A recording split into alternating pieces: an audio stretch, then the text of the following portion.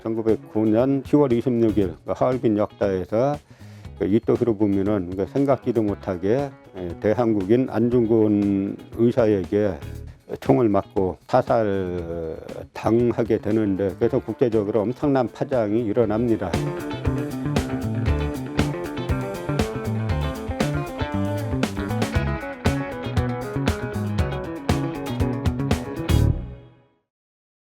오늘 안중근 의사 이야기를 더 해보려고 하는데요.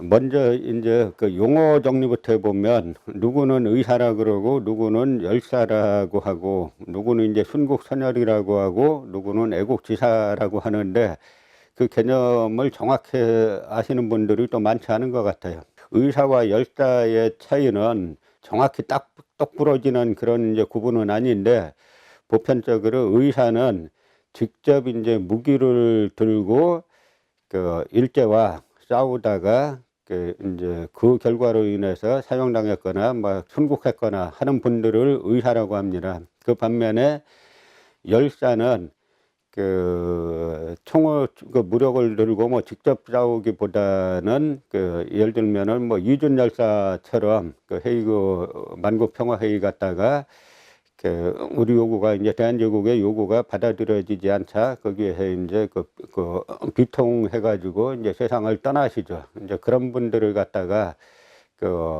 열사라고 하는데, 의사 하면은 여러분들이 있죠. 가장 대표적인 의사가 이제 안중근 의사고, 강유교 의사도 있고, 직접 이제 총을 들고 싸웠던 윤봉길 의사도 있고, 이제 총을 들고 싸웠던 그런 분들은 이제 의사라고 합니다. 그러면 이제 순국선열과 애국지사는 뭐냐면, 순국선열은 기준 날짜가 있어요. 그러니까 1945년 8월 15일 날 우리나라가 해방이 되는데, 그 해방되기 전날까지 8월 14일까지 나라를 되찾기 위해서 싸우다가 순국하신 분들을 순국선열이라고 합니다.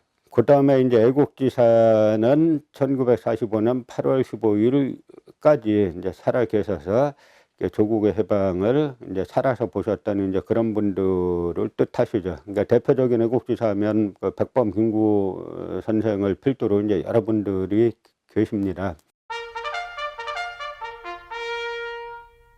근데 우리나라는 다 아시는 것처럼 이 순국선열에 대한 대접이 아마 지난한 과정을 거쳐서, 투쟁을 거쳐서 해방된 나라치고 이 순국선열에 대한 대접이 가장 시원찮은 나라라고 해도 과언이 아니죠. 그건 지금도 마찬가지인데요. 먼저 우리나라 국민들 중에 이 순국선열 위패를 봉안한 현충사가 있다는 걸 아는 분도 거의 안 계실 거예요. 그거는 이제 모르는 국민들의 잘못이 아니라 그만큼 현충사를 갖다가 우리 역대 정부가 얼마나 천시했는가를 말해 주는 건데요. 외국에 나가보면 외국은 어느 나라가 됐든지 간에 이제 가장 중요시하는 가장 높이는 그런 장소가 대부분 무명열차 묘나 무명열차 탑들이죠. 그러니까 미국 가보면 알링턴 국립묘지에도 마찬가지로 이제 무명열차 묘들이 있고, 러시아에 가보면 러시아 크렘린 광장에 꺼지지 않는 불이라는 것이 있는데, 제가 예전에 모스크바 갔을 때 놀란 게 있어요. 그 꺼지지 않는 불이라고 해가지고 크렘린 광장에 불이 하나 작은 불이 타오르고 있는데, 그게 바로 이제 무명 열차를 기리는 불이라는 건데, 그 불 앞에 흰색 드레스를 입은 신부와 이제 정장을 한 신랑이 거기에 와서 먼저 참배를 하는 겁니다. 그러니까 모스크바에서는 먼저 결혼하기 전에 전녀를 기리는 그 불에 와가지고 먼저 참배를 하고, 그 다음에 혼인을 하는 게 풍습이라는 거예요. 그래서 그때 제가 어릴 때 이제 반공 교육을 많이 받으면서 자랐는데, 이 러시아라는 나라가 그렇게 이제 우리가 생각하듯이 이게 악마들이 지배하거나 그런 사회가 아니라, 이 사회가 상당히 나라를 위해서 싸우다가 죽은 사람들을 높이는 사회구나, 그런 걸 느꼈고요.天安문 광장에도 무명 용사들의, 열사들의 그런 탑이 있습니다. 그러니까 대부분의 나라들이 전부 다 나라를 되찾는 과정 또는 나라를 지키는 과정에서 세상을 떠난 분들, 그 중에서도 특히 이제 무명 열사들을 갖다가 높이는 것이 그 나라의 이제 정신을 높이는 길이라고 이제 생각하게 되죠. 근데 우리나라는 무명열사 탑 자체가 없었죠. 그래서 김대중 정부 때 지금 이제 이 현충원 안에다가 하나 이제 만들어 놨는데 거기 있다는 사실을 뭐 사실 아는 분들 별로 없고, 지금 현충사가 어디에 있냐면 저기 이제 서대문 독립공원 내에 있는데 약 이제 2,800여 분의 그 위패를 모시고 있죠. 근데 그 2,800여 분은 우리가 이제 나라를 되찾는 과정에서 그 희생당한 분들이 몇 분인지 정확히 통계가 없어요. 동학 그 농민혁명을 필두로 여기저기에서 이제 무수히 많은 분들이 세상을 떠나셨는데요.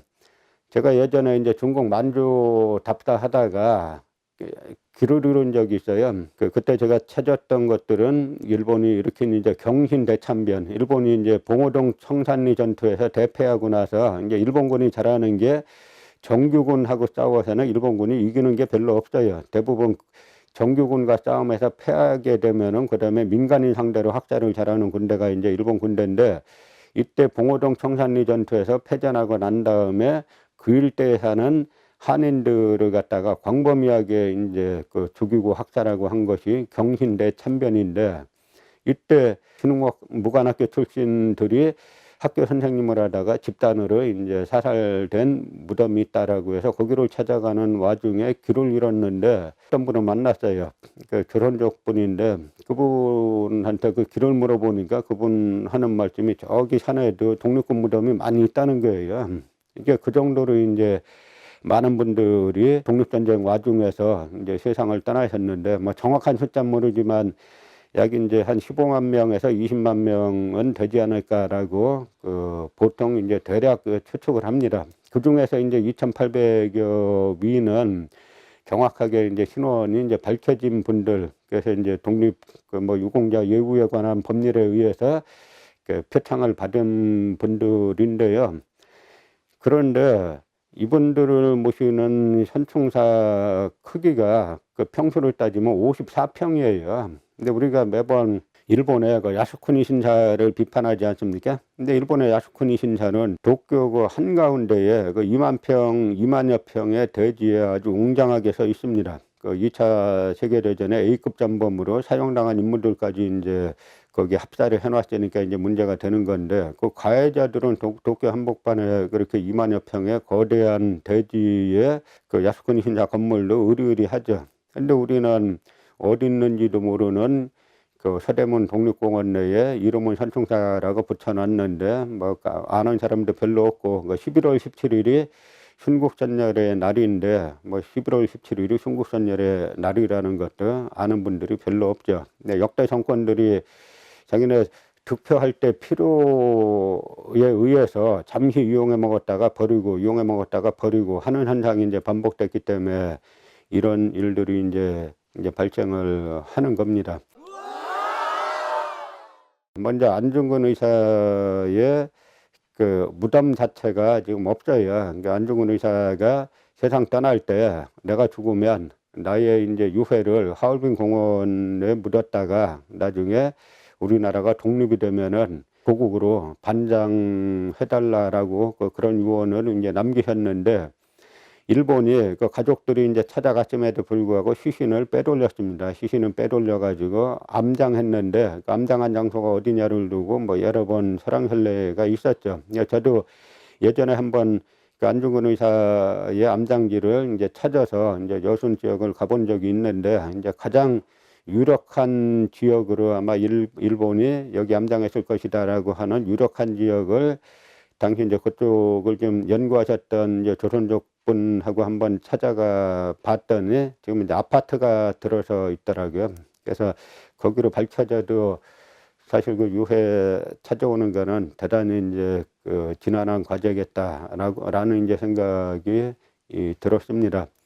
그런데 이제 우리가 안중근 의사를 이렇게 바라볼 때는, 안중근 의사의 삶을 생각할 때는 그 이토 히로부미를 같이 이제 놓고 보지 않을 수가 없는데요. 이 이토 히로부미라는 인물은 당시 이제 평민 출신으로 그다음에 일본 그 수상까지 초대 이제 수상까지 올라간 그런 어떤 입지전적인 인물이죠. 당시 일본 정부 내에 그 두 파가 있었어요. 이제 한국 문제를 둘러싸고 이제 즉각 병합하자, 이제 즉각 점령하자라고 하는 즉각 이제 병합파가 있었고, 이제 즉각 병합파의 대표격인 인물이 야마가토 아리도모라는 그 육군 대장이나 조선 총독이었던 인물들, 이제 그런 인물들이 즉각 병합을 이제 주장하는 인물들인데요. 그 데라우치 마사라케 같은 초대 총독 같은 인물들이 한국을 즉각 이제 점령해야 된다라고 하는 그 즉각 병합론을 주장했고, 여기에 맞서서 이제 이토 히로부미는 이 점진 병합론을 주장하는데, 그러니까 이토 히로부미 얘기는 뭐냐면, 그 우리가 한국을 점령하긴 점령할 건데 조금 국제 여론도 신경을 써가면서 그리고 이제 점령하자라는 게 이제 이토 히로부미의 말하자면 이제 점진 병합론이죠.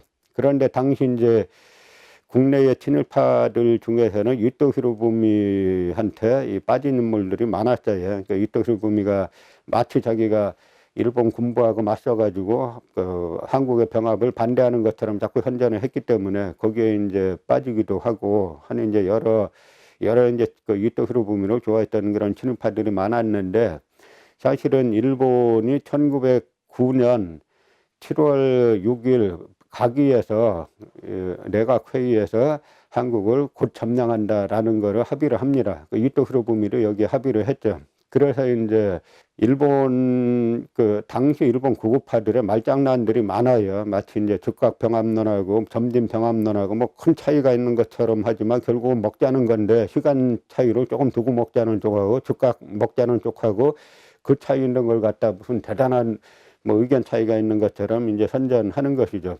그래서 1909년 7월 6일 7월 달에 가기위해서 한국을 곧 점령한다라고 이제 결정을 했습니다.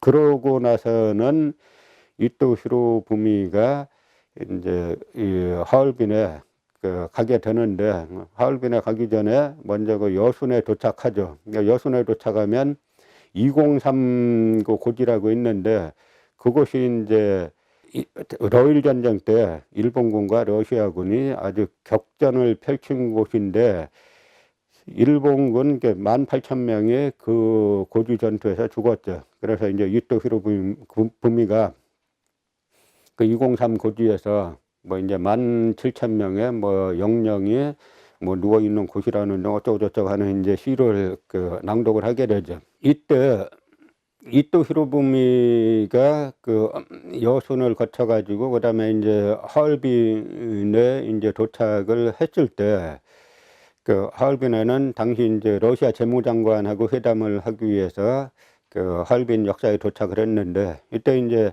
안흥칠 역사를 보면은 그 안중근 의사가 여기에 한 이제 휴게소에서 기다리고 있다가 아주 자기가 언제 쏠지 아직 마음의 결정을 못 했는데 갑자기 군악대가 음악을 연주하면서 이제 이토 히로부미가 그 차에서 열차에서 내려오더라 이거죠. 그때 이제 엄청난 분노가 솟았다. 그러니까 저 나쁜 인간은 우리 민족을 저렇게 박해하고 하는 저 나쁜 인간은 세상에 저렇게 활개를 치고 다니는데 불쌍한 우리 민족은 저게 눌려가지고 이렇게 사는 게 말이 되느냐라고 해서 거침없이 나가서 이제 총을 쐈다라는 이제 그런 회고를 남기는데요. 1909년 바로 이제 그 10월 26일 하얼빈 역사에서 이토 히로부미는 생각지도 못하게 대한국인 안중근 의사에게 총을 맞고 그다음에 이제 그 사살 당하게 되는데, 그래서 국제적으로 엄청난 파장이 일어납니다. 당시 이제